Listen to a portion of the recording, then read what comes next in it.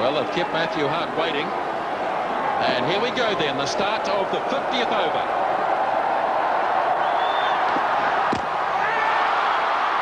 Clean through, Bowsy.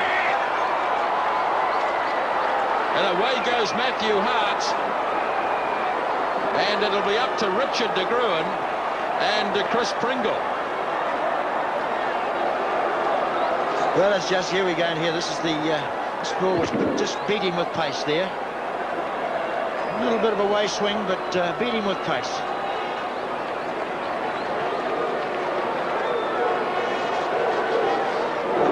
Straight through the defences of Matthew Hart. Let's have a look at the reaction of Jeff Howe. Can't believe it. So Hart disappears. De Gruen has got out there very quickly, and New Zealand still need 3. Well, Waqar Younis has 5 for 28. It's his day to... I've never seen Malik take so much time as he's done in this game to rearrange and adjust his field. And of course, as we've said so often today, everyone's giving him advice. The wicketkeeper's even now pointing out that perhaps someone should be fielding somewhere else. And it's nice to get that advice, though. I mean, it's always difficult to have to do it on your own, but it can also be that you can get too much advice there. Well, the Pakistanis have got through their overs very quickly today, so they're well within their rights to take time now. They've got until 6 o'clock to finish this over. In fact, they could have started the over just before 6. So, fair enough. They're taking their time, even though the crowd's getting a little unsettled. That last delivery from Waqar Younis at 138 k's as quick as today, and poor old Matthew Hart was the one who copped it. As well, as he said, he was just beaten by the pace of the ball. The ability that this man has to bowl that quicker ball. De Gruen gets that on ball, they go for it. Overthrows.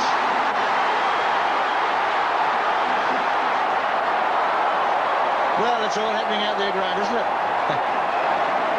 The scores are tied. And there's still 4 balls to go. Well, I said it's all happening out there.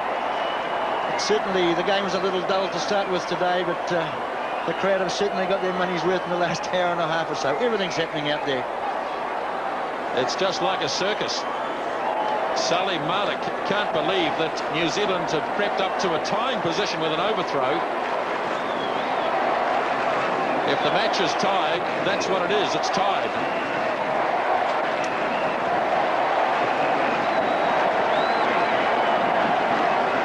Call of wickets in the game has nothing to do with it. If the two teams finish on the same number of points, a number of runs, it's a tie.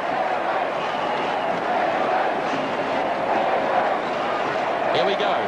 Waqar Younis. LBW appeal. Chance of a run out. Nothing. No LBW, no run out. We're still in a tying situation.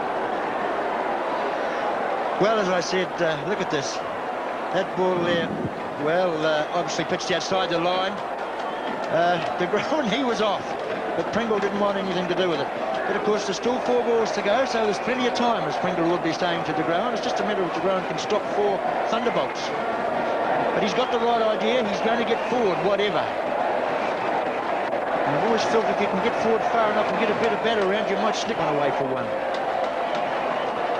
And no doubt he'll be aware of that too. Look at those Pakistani fielders now. Everyone up in the ring. Don't see that often in a one-day game.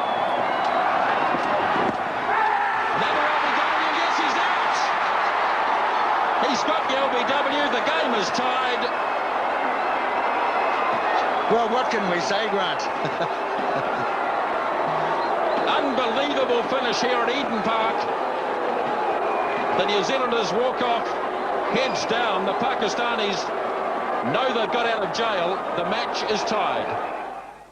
What an absolutely unbelievable finish to that match. The first time that New Zealand had ever tied a one-day international. Let's have a look at the New Zealand innings, the scorecard. A disastrous start for them. Young and Hartland going very cheaply, but then Ann Jones and Ken Rutherford revived the innings, a 50 partnership in 59 minutes. Shane Thompson, after being dropped early on, continued the runs after Cairns was run out for 39, but then the collapse. And as we know, the 2 wickets going down in the last over. And what about the bowling figures? And really, man of the match, absolutely without question, Waqar Younis, 6 wickets for 30 runs. In the space of 20 balls, Waqar had taken 4 wickets for the loss of 8 runs. It's the 4th time that he's taken 5 or more wickets against New Zealand, and they happen to be the best figures ever by anyone against New Zealand.